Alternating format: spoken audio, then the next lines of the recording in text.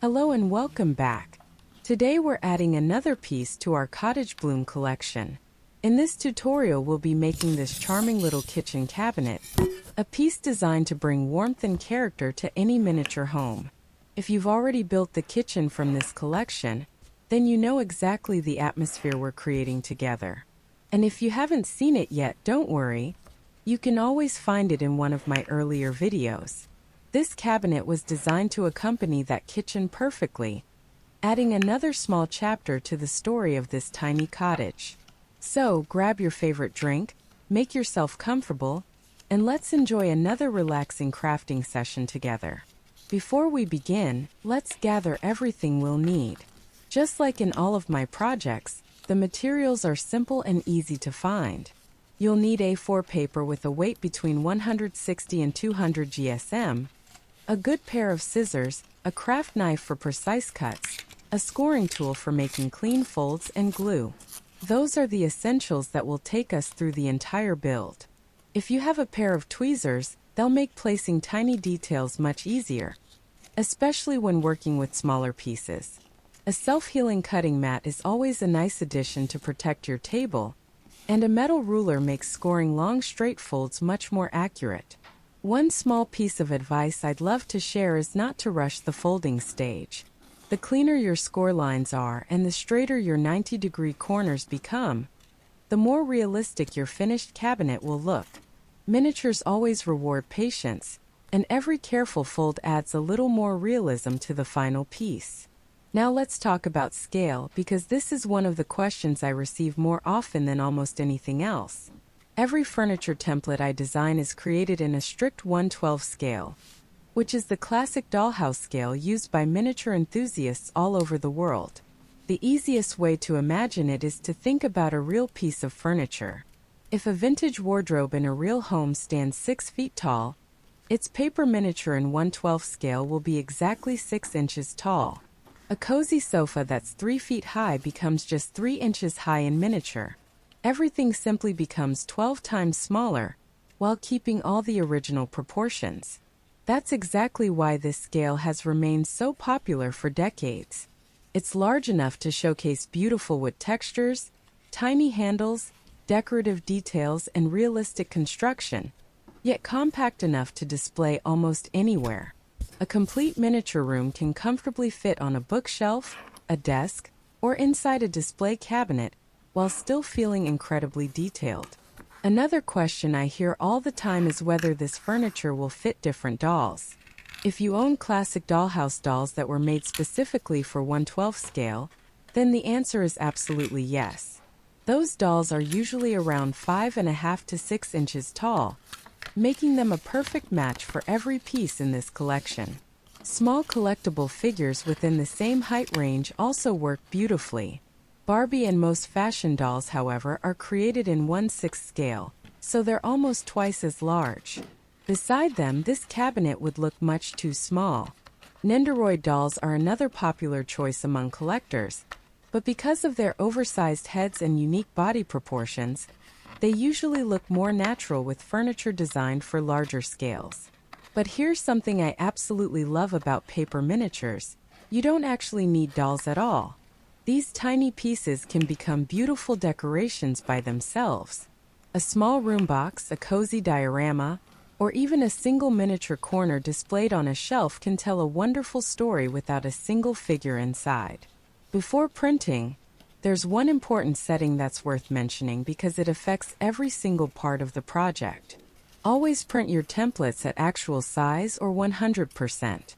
Try to avoid selecting fit to page, because even the slightest change in scale can make the pieces just a little too small or a little too large. At first you might not even notice it, but later, when assembling the furniture, tiny drawers may no longer fit perfectly, panels can become slightly uneven, and details won't align as precisely as they were designed to. Printing at 100% ensures every piece comes together exactly as intended, making the building process much smoother and much more enjoyable. While we're slowly putting this cabinet together, I'd love to tell you a little story about how the Cottage Bloom collection was born. From the very beginning, I knew I didn't want to create furniture that looked brand new. Instead, I imagined a quiet countryside cottage where every piece has been part of the home for many years. A place where mornings begin with sunlight gently shining through old wooden windows, where fresh flowers from the garden sit in simple ceramic pitchers, and where every scratch, every faded corner, and every worn edge tells its own little story. That image stayed with me throughout the entire design process, and little by little it became this collection. The soft blue-gray color was one of the very first decisions I made. It reminds me of painted wood that's been lovingly cared for over the years. Not old because it has been forgotten, but beautifully aged through everyday life. Layers of paint have softened with time, allowing hints of the natural wood to peek through underneath. Then I started adding flowers. I didn't want bright, dramatic bouquets. Instead, I chose gentle blossoms in warm cream, soft peach, dusty pink, and delicate coral shades. They remind me of old botanical illustrations and vintage china passed down through generations. Together, the faded blue wood and these quiet floral details create exactly the atmosphere I was hoping for. Something peaceful, warm, elegant, and full of simple countryside charm. Whenever I work on a new collection, I always imagine the life happening around the furniture. I can almost picture someone opening these little cabinet doors early in the morning while preparing breakfast. Perhaps fresh bread is cooling on the table, tea is brewing nearby, and a vase filled with flowers picked from the garden sits by the window. Outside, birds are singing. The breeze moves gently through the open curtains, and the whole room feels calm and welcoming. Of course, none of this exists in real life inside this tiny cabinet, but I believe that's exactly what makes miniatures so magical. They invite us to imagine stories, and suddenly a few sheets of paper become a place filled with memories that never really happened, yet somehow feel completely real. One of my favorite things about miniature crafting is that everyone finds their own purpose for it. Some people build beautiful dollhouses room by room, carefully filling every corner with furniture and decorations. Others create tiny dioramas that capture a single cozy moment, like a countryside kitchen or a vintage bakery. Some use miniatures as photography backgrounds for collectible figures, while others simply enjoy displaying finished pieces inside glass cabinets or on bookshelves. And then there are those who craft simply because the process itself feels peaceful. Spending an evening carefully folding paper, matching tiny edges, and watching something beautiful slowly appear can be incredibly relaxing. It gives your hands something creative to do, while allowing your mind to slow down for a little while. That's probably my favorite part of paper crafting. You don't need expensive equipment, a large workshop, or years of experience. Just a few printed sheets, a little patience, and some quiet time are enough to create an entire miniature world. Every finished project becomes something you made with your own hands, and that feeling never gets old. Even after designing many collections, I still find myself smiling when the final piece comes together and suddenly looks like a real piece of furniture, only tiny enough to fit into the palm of my hand. Thank you so much for choosing to spend this creative time with me today. I truly hope this little Cottage Bloom kitchen cabinet brings warmth and charm to your miniature collection and inspires you to keep building your own tiny world, one piece at a time.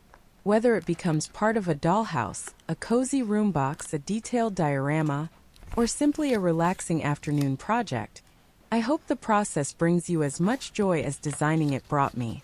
So take your time, enjoy every fold, every little detail, and every small accomplishment along the way. I wish you a wonderful crafting session, plenty of creativity, and many peaceful moments filled with the simple happiness of making something beautiful. Happy crafting! And I'll see you in the next video.